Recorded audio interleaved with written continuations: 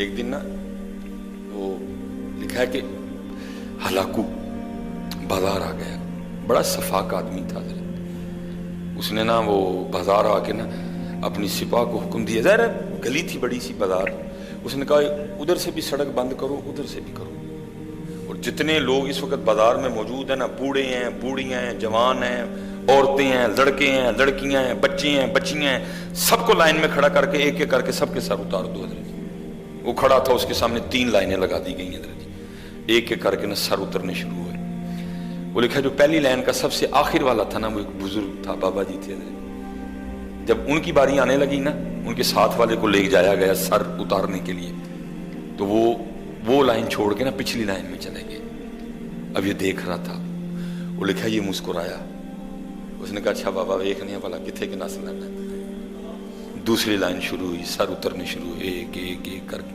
جب بابا جی کے ساتھ والے بندے کو لے جایا گیا نا سر اتارنے کے لیے، بابا جی دوسری لائن چھوڑ کے تیسری لائن میں آ گئے۔ اس نے دیکھ لیا، پھر مسکرایا، چل بابا ہن ویکھنے ہن کتنے جانا ہے۔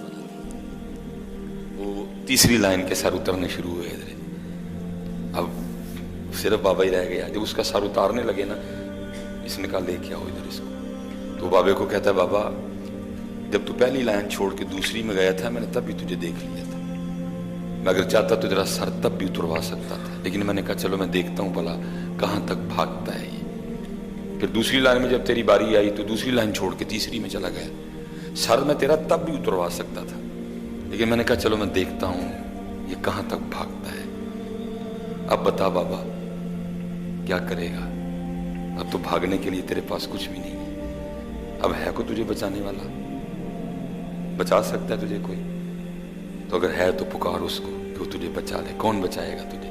ہائے ہائے، وہ خالی بابا نہیں تھا، اس بابے کو کسی بابے نے بابا بنایا تھا۔ کچھ لوگ عمر کے تو بابے ہوتے ہیں، وہ بابے کوئی نہیں ہوتے، اور کچھ ایسے بھی ہوتے ہیں جن کو کوئی بابا جوانی میں بابا بنا دیتا ہے، جو اوپر سے تو جوان ہوتے ہیں لیکن اندر سے وہ بابے بن چکے ہوتے ہیں۔ وہ اندر سے بھی بابا تھا، وہ باہر سے بھی بابا تھا۔ تو آگے سے کہتا ہے اے مارنے والے، تو مجھے کہتا ہے کہ تجھے کون بچائے گا؟ تو سن پھر، مجھے میرا اللہ بچائے گا۔ وہ لکھا اس وقت نا گھوڑے پہ بیٹھے، اس کے ہاتھ میں لیمو تھا، وہ اپنے لیمو سے نا کھیل رہا تھا اپنے گھوڑے پہ بیٹھا بیٹھا۔ وہ کرتا کیا تھا نا، لیمو کو ایسے پھینکتا تھا، پھر ایسے پھینکتا تھا، پھر وہ ایسے لیمو پھینک رہا تھا۔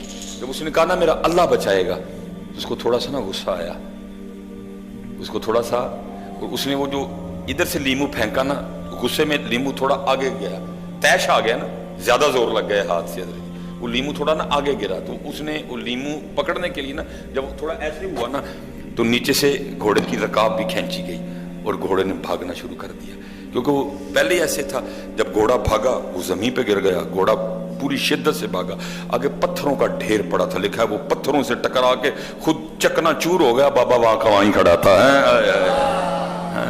تو کر تو صحیح، تجھے خود ہی نہیں تیرے اللہ پہ یقین ہے، تو خود بے یقینی کا شکار ہے، تو خود شک میں ہے، پتہ نہیں ہوگا نہیں ہوگا، ہوگا کہ نہیں ہوگا، اور ہوگا کیوں نہیں ہوگا میاں؟ جب وہ کہہ رہا ہے وَمَن يَتَوَكَّلْ عَلَى اللَّهِ فَهُوَ حَسْبُهُ، اور پھر اس آیت کا کمال ترجمہ میاں محمد بخش صاحب نے کیا، آپ فرماتے جڑے لوگ توکل والے بنا مشقت پال دے حضرت ہیں، تیرا توکل ہی کوئی نہیں ہے، یقینی حضرت